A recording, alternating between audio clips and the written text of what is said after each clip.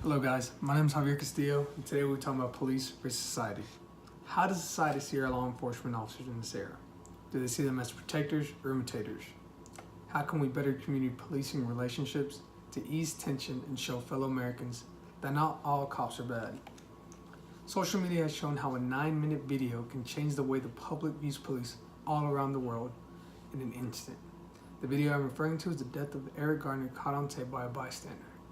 A death that was preventable if the police would have followed protocol, but instead used excessive force and caused the death of a 43-year-old man. We see how a single officer's actions causes a shockwave in how we see and treat every officer we ever encounter. Let's face it, when people who are unarmed die directly from police interventions, and when the video goes viral, we pay more attention. Social media plays a huge role in the way we see police in action and how a small or major mistake can be shown, and the entire world will come to see the negative rather than the positive the men and women of our police force face day to day.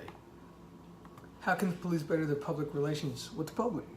The start is changing police policies. Without strong and effective police policies, officers would act however they want instead of acting the way an officer should.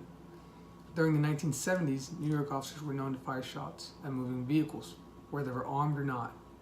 It wasn't until an incident where a 10-year-old boy was killed while being a passenger in a stolen vehicle that made the New York police force change their policies.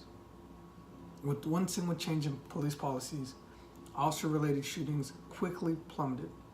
Now we also need to know that aside from policies being changed, we must also see that these officers need better and newer training sessions.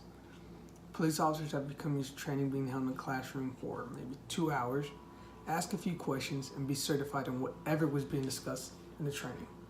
Instead, we need to understand that these officers are enforcing law in a modern world now. Training needs to change to accommodate that.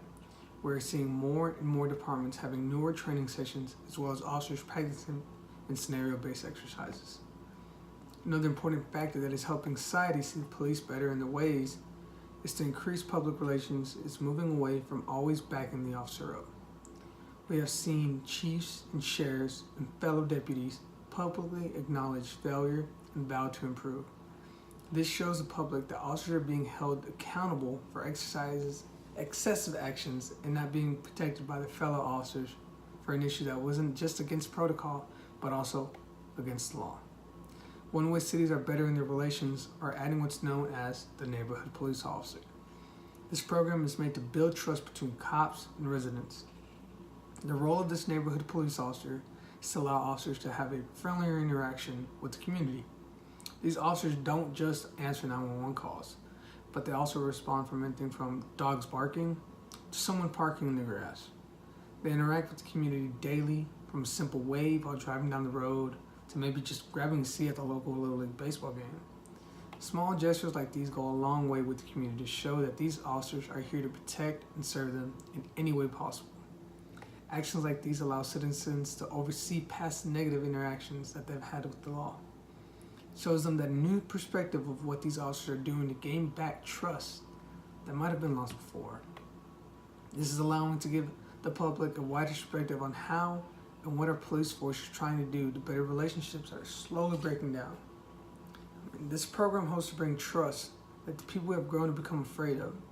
A program that will return bring our worried citizens together to understand the fully commitment our enforcers are trying to make.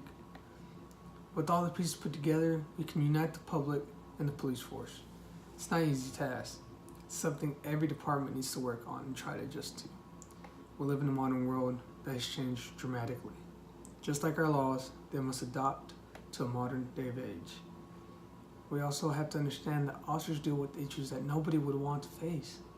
They deal with anything from a verbal disturbance in the neighborhood to an officer shot during a traffic stop.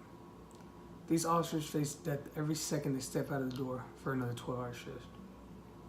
The goal isn't to get paid, it's about to arrive home safely. We must come to understand that these officers act the way they do is because they face issues that a normal person wouldn't want to deal with. They deal with these horrific images daily and have interactions that could be deadly. If we want the police to understand us, we must understand the police as well. The police will not change in a day or two. We must come to realize that it will take time. If we truly want to understand the police and hope that they change their ways, we must give them time to transition to a new policing era. If we all come together and support one another, anything is possible. Thank you, and I hope you enjoyed this video.